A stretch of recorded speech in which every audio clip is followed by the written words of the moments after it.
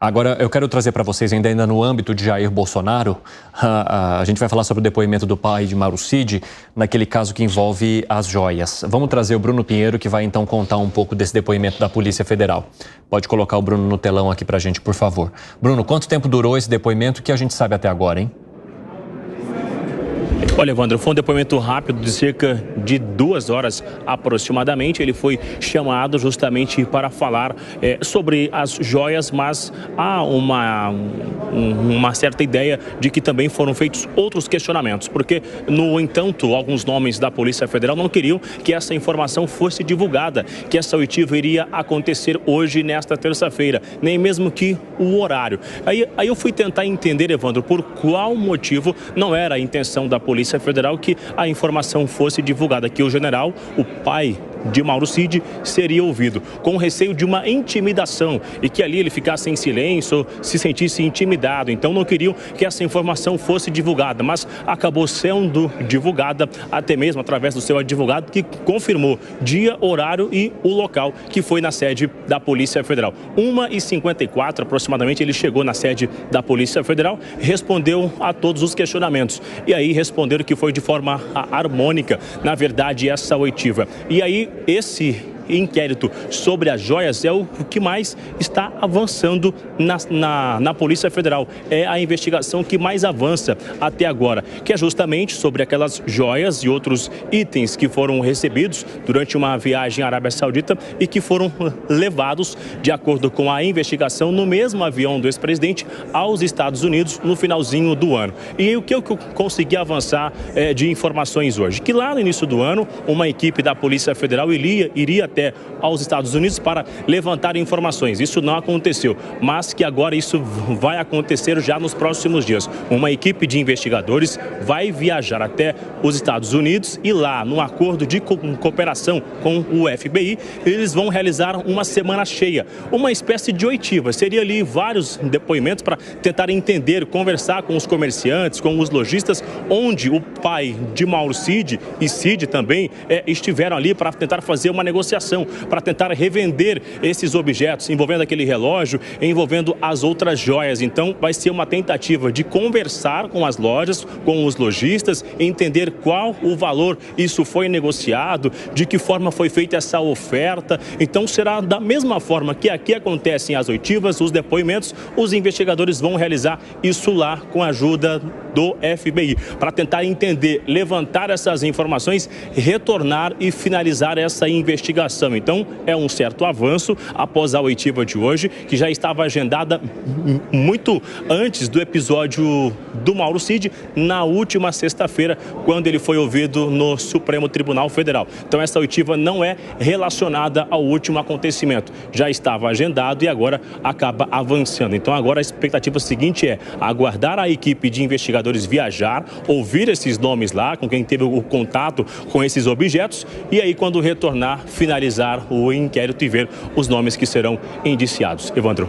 Interessante, Bruno. Mais um dia de medalha de ouro para você aqui no 3 em 1. Bela gravata, a gente vai se falando. Se tiver mais apurações, chame a gente aqui. Respire fundo, meu amigo, você merece. Fala aí, Alan Gani, como é que você vê essa operação que é montada agora para investigar esse caso das joias, que também tem Jair Bolsonaro no centro da história? Então, do jogo, essa investigação, tem que saber como é que foi levado, como é que foi vendido isso, se os valores foram declarados ou não, até que ponto Jair Bolsonaro está ou não envolvido. Por enquanto, a gente sabe que houve ali aquele crime de descaminho, né, que foi tentar passar pela Receita Federal sem declarar, né? Isso é o que tem até agora. Agora, além disso, precisa de mais investigações, tem que ser investigado e apurado. Ô Fábio Piperno, como é que você analisa o depoimento do pai de Mauro Cid, um depoimento de 2 horas? Bruno ressalta que outros questionamentos possam ter sido feitos ali pela Polícia Federal, mas o caso é este que deve,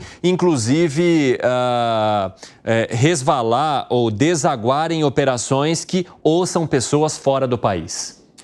Constrangedor.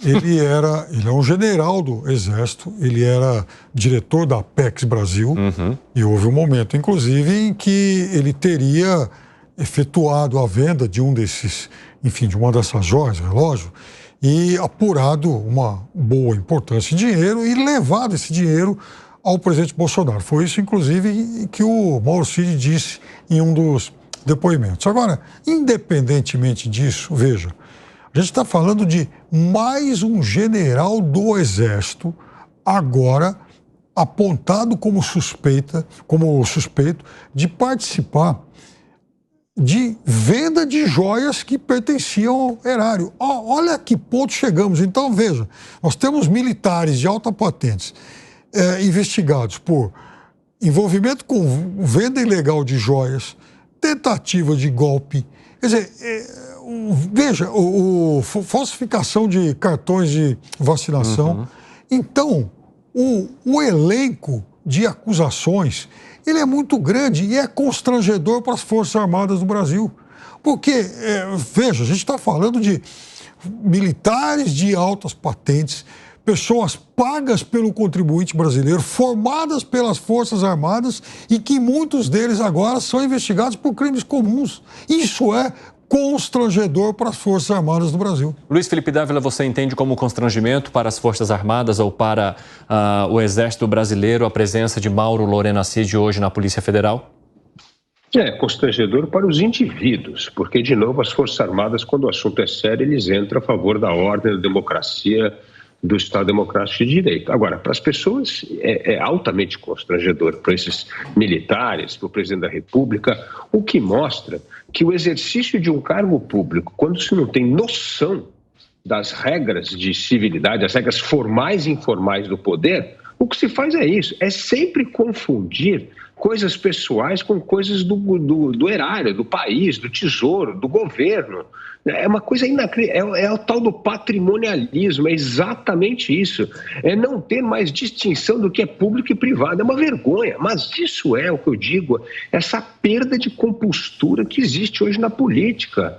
E isso tem tudo a ver com um Brasil em que as regras vêm sendo desrespeitadas, essas regras informais, como eu disse aqui, não existem mais para relacionar e criar boas relações entre as pessoas, e o que acontece é isso. Agora, o que o Brasil deveria fazer, tem que investigar, tem que punir os culpados, tudo isso a gente já sabe. Agora, o que tem que fazer? Precisa aprovar uma lei, como tem nos Estados Unidos, limitando a quantidade, o valor dos presentes de Estado. Sabe quanto que é nos Estados Unidos? É $500.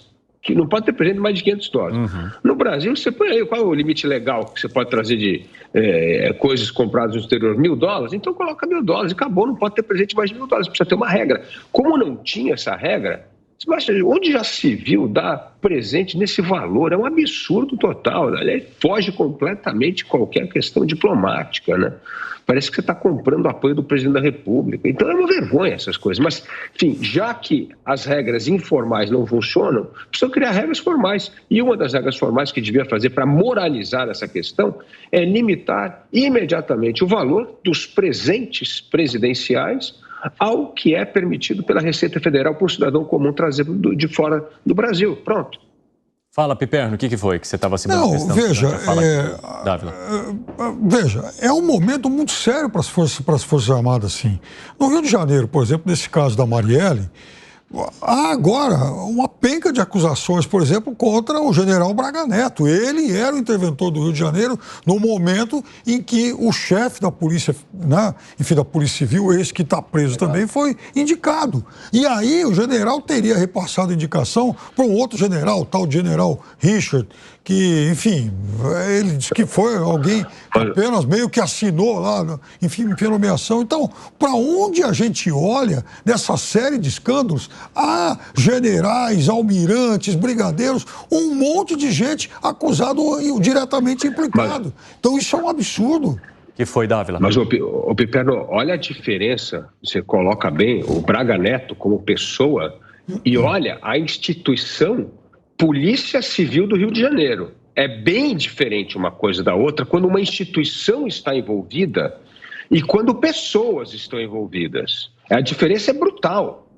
Então, é isso que eu venho alertando. Mas, existem generais envolvidos nessas coisas, existem, precisam ser investigados e punidos. Agora, a instituição é outra coisa. Olha a diferença entre os casos que você está trazendo aqui e muito bem colocados, sobre generais envolvidos nesses casos de Bolsonaro, como foi o caso da Polícia Civil do Rio de Janeiro.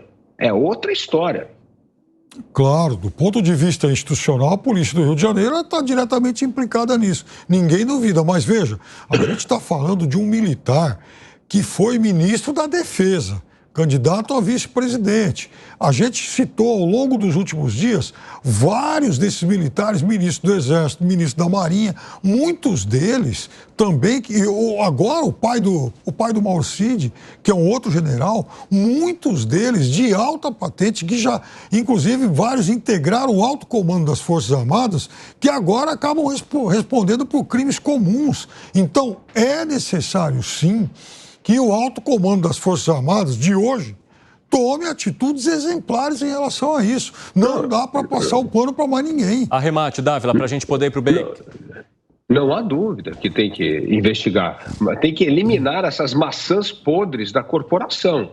Mas não tem a ver com o envenenamento da corporação, como é o caso da Polícia Civil do Rio de Janeiro. É isso que eu estou dizendo. E tem uma diferença enorme entre maçãs podres numa corporação e quando a corporação é a maçã podre. Essa é a diferença que eu venho pontuando aqui e que eu acho extremamente importante. Não dá para confundir a atuação individual com uma resposta institucional.